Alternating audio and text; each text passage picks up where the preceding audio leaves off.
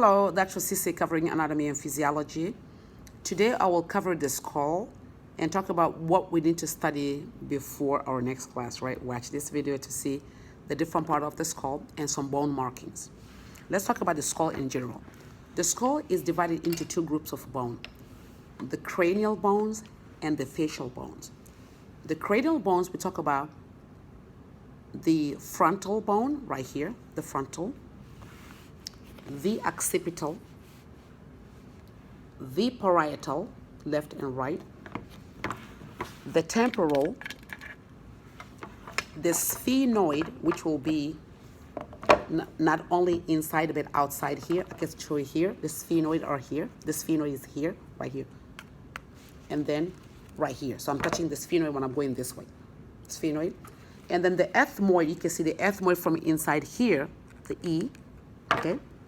And then the, that's it. So frontal, occipital, parietal, temporal, sphenoid, and ethmoid. Okay, now, usually we add the hyoid. It's not a bone, but we just add it because it makes our acronym easier, the top FESH, remember? Now, let's talk about the facial bone now. The facial, nasal, lacrimal, maxilla, zygomatic, vomer, inferior nasal concha, palatine.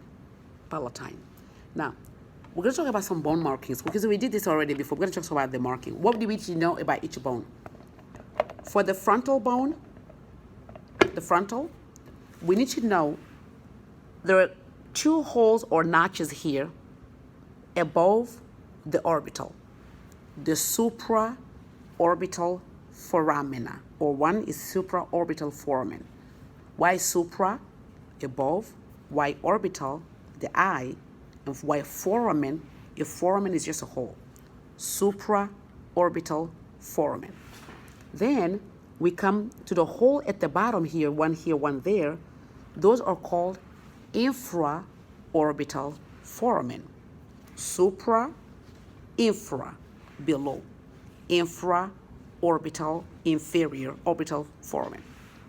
That infraorbital foramen is on the maxilla. The supra is on the frontal bone. Then when I'm coming down here, inside the nose, you see the middle part of the ethmoid called the perpendicular plate. The perpendicular plate. Then when you see the middle part of the ethmoid is called the middle nasal concha. I'm gonna come closer. The middle nasal concha, you see it here. The middle nasal concha. And because the bottom one is the inferior nasal concha, is different bone. Then I'm turning the bone to the side here, showing you the temporal bone.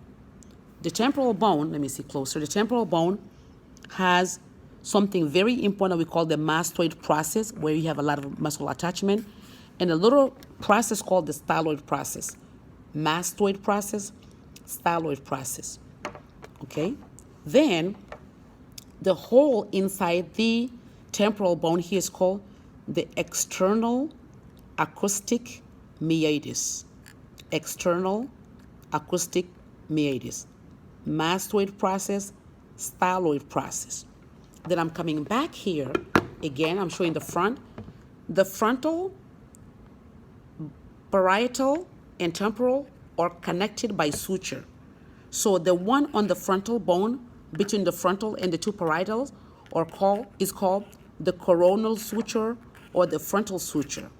The one dividing the head into left and right, the parietal, is called the sagittal suture. Sagittal.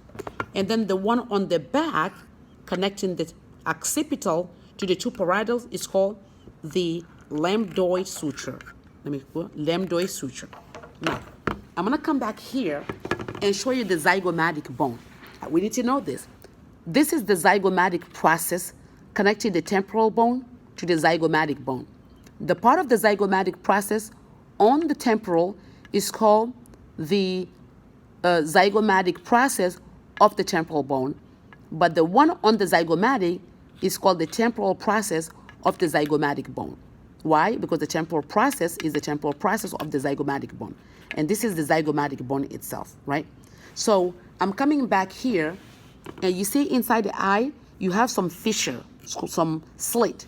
The top is called the superior orbital fissure. If I tilt it a little bit, the bottom is called the inferior orbital fissure. So the superior orbital fissure, the inferior orbital fissure. The inferior is right here, bottom.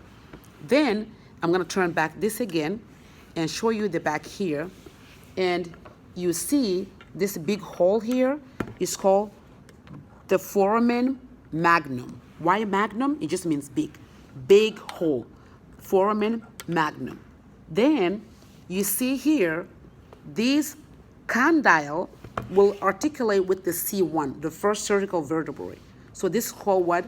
The condylar, the occipital condyle. The occipital condyle.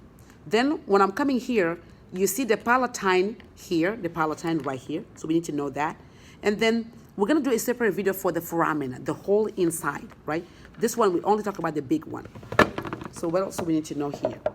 The inside of the skull, look at this one.